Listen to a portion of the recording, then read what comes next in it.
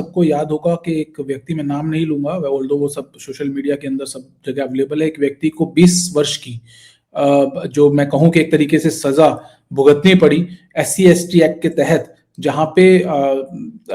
मतलब उसने वो काम किया नहीं था, उसके बाद उसके ऊपर झूठे आरोप लगाए गए और उसके बाद 20 साल तक पहले वो जेल में रहा, उसके बाद 20 साल तक उसको केस पूरा लड़ना पड़ा। तो ये एट्रोसिटी ही है एक तरीके से। दूसरी आप एग्ज़ाम्पल अगर आप जो सशक्त एग्जाम्पल अगर आप कहीं और आसान है सब लोगों के लिए समझना, तो आप जेएनयू की दीवारों की आपको याद होगा किस तरीके से बनी है, ब्राह्मणों और ठाकुरों के लिए लिखा गया था कि भारत छोड़ो।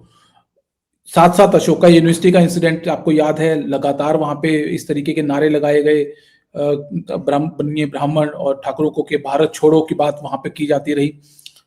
जिंदल ग्लोबल यूनिवर्सिटी का इंसिडेंट आपको याद होगा, जहां पे इस तरीके के नारे लगाए गए और टारगेट किया गया जो अपर कास्ट जिनको हम कहते हैं उनको।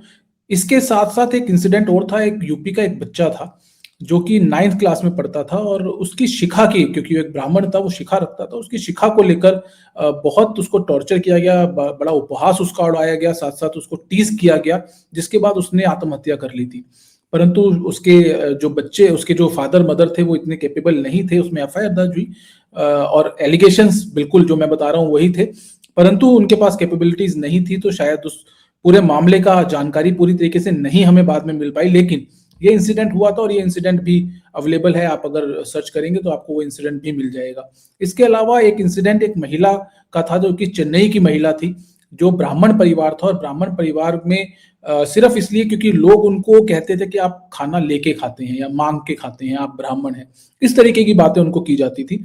इसी वजह से सिर्फ उस परिवार ने जो थी वो आत्महत्या कर ली थी। तो ऐसा नहीं है कि प्रॉब्लम्स जो है या टीज जो है या फिर भेदभाव, जातीय भेदभाव की या डिस्क्रिमिनेशन की अगर हम बात करें तो सिर्फ एक पर्टिकुलर कम्युनिटी या 2 पर्टिकुलर कम्युनिटी से होता है, वो किसी से भी किया जा सकता है।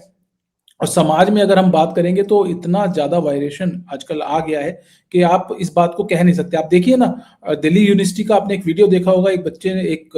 व्यक्ति बता रहा था कि किस तरीके से एक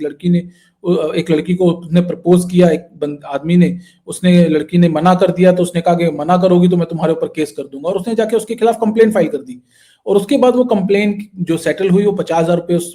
व्यक्ति ने लिए उस महिला से, और वो कंप्लेन सेटल की गई। तो इस तरीके की चीजें सब लोग हमारे सामने, और मिसयूज की जो बात